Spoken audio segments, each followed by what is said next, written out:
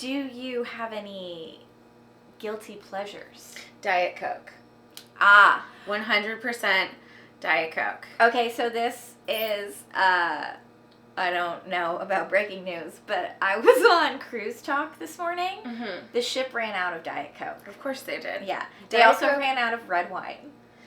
So first, we have the problem with all the tweens taking over Sephora. Now apparently the A$AP Rocky male fan base is taking over Sephora to pick up this A$AP Rocky chapstick that Rihanna's Fenty line carries. Oh, okay. That makes more sense. I was like, wait, why are they carrying... I thought you meant like Chapstick the brand. Oh, no. Like how Snoop Dogg... a lip balm. Yeah, no, I understand now. Like how Snoop Dogg and like Bic like right. did a thing. Thought you meant actual chapstick. And I was Gotcha. like, wow, chapstick's really... You're like, and they're in Sephora. All right. But no, duh. His baby mama has like a very successful beauty line. Of course, that's where he released his like lip balm, chapstick, whatever it is. It's like male lip care.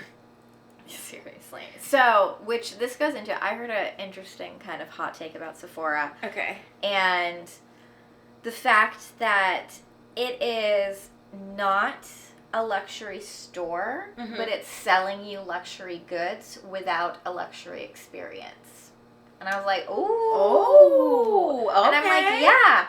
You go into a Sephora, and first of all... It's chaos. It's total chaos. And you're lucky if they have what you're looking for in stock, and it's just madness, and you're digging through drawers on your own. The other thing is, it's like there are Sephoras now. They're standalone Sephoras, right? Mm-hmm. But they're also in Kohl's and JCPenney's. Like those aren't like Kohl's is not a luxury.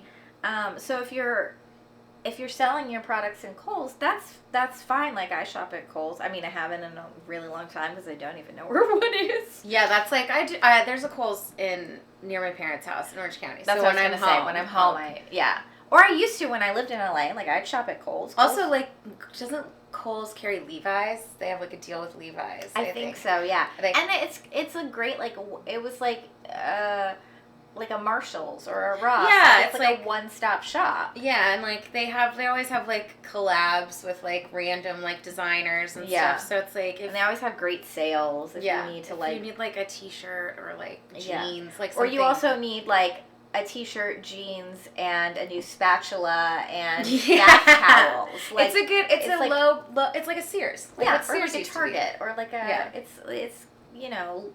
I feel like for some reason Target has like a better rep. Yeah, I like agree. I think that's like a lot. Like it goes like Walmart, Kohl's, Target. Yeah, Target's like a little bougier. Yeah,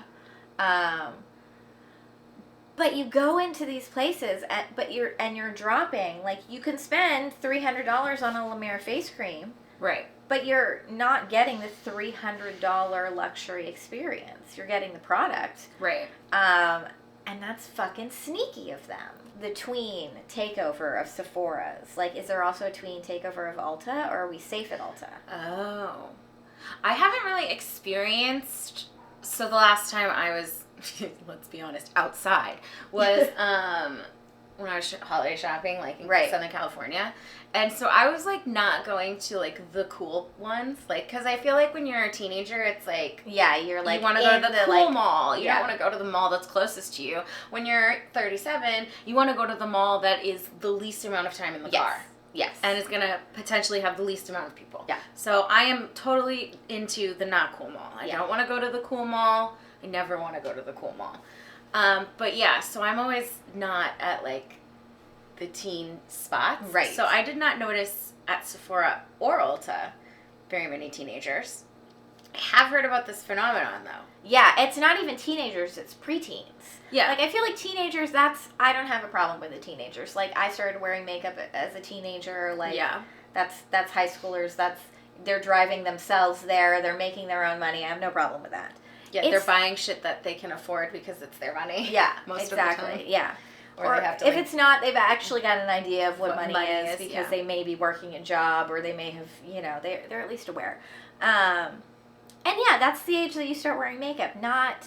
Some of these kids are like 7, 8 years old. Well, you're like, letting them out into the public when they're at their most feral and least trained. Yeah. Like, socially. Yeah.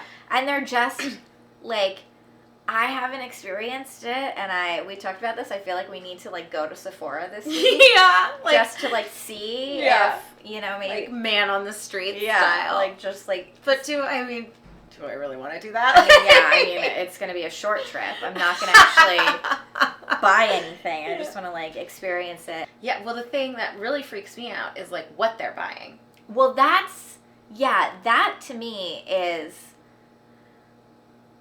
why at, like, fellow millennials, like, what are we teaching our young kids? Yeah. Like, I'm sorry, an 8-year-old doesn't need retinol cream or, like, the Drunk Elephant, like, glow drop, like, self tanner. Well, like, they're so expensive too. Like, I don't even buy that shit. Are you kidding me?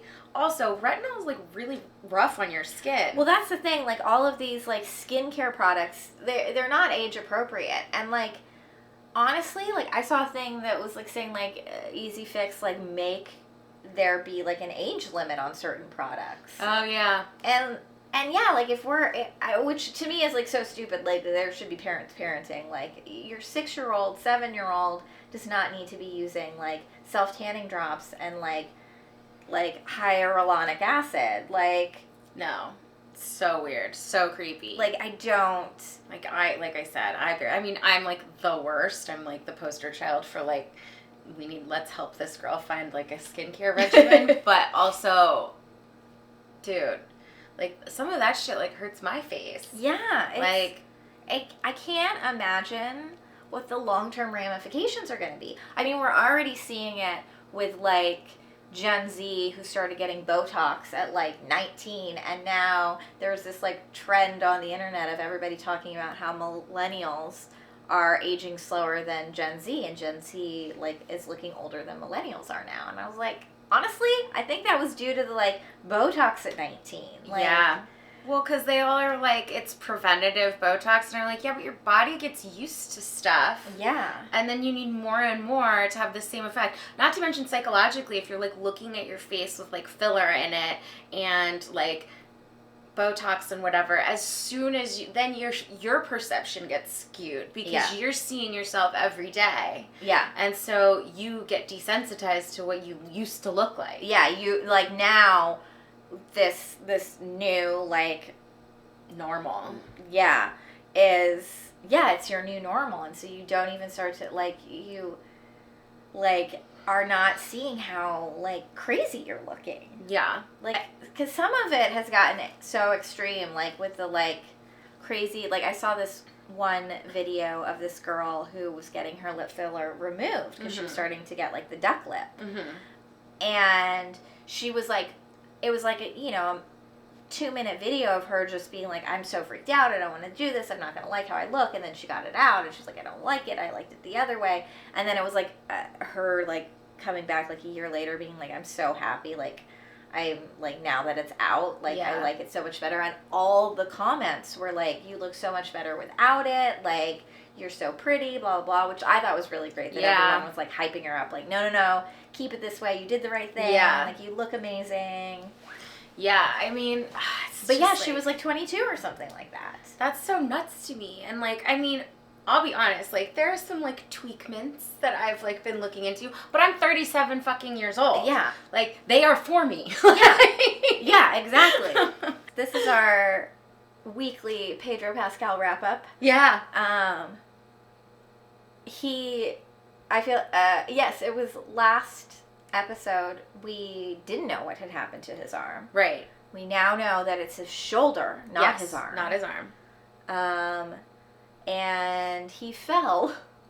Yeah. That's all we know. He fell, and he said, can happen to anybody. Yeah. Yeah. And as someone who's broken her foot, falling just because she fell. Upstairs. Yeah, upstairs. Not downstairs. Walking upstairs. Yeah. It can happen. It can. So Pedro, you are correct. It Yeah. can happen. It can happen to anybody, and we don't bounce the way we did when we were babies. Yeah. But he is at Sundance without a shoulder sling. Yeah, so he is sling free at Sundance now. He looked a little I mean, his arms are a little like stiff. stilted. Yes, we are now a Pedro Pascal Stan account. Yes. I'm okay with that. Yeah. I would be okay with that. Yeah, totally fine with that. But yeah, so we're happy that he's sling free. Yes, well wishes and warm regards, speedy recovery, and all of that. Yeah. You'd think we don't really like him that much. No, get better soon, Pedro. We love you. We love you. That's the only Pedro Pascal news I have for today that I know about. That's the only thing I know about too is that he's sling free. Yeah. That's the update. Yeah, so breaking news. Always coming in with a hard-hitting fast standard. We'll have a little Chiron at the bottom.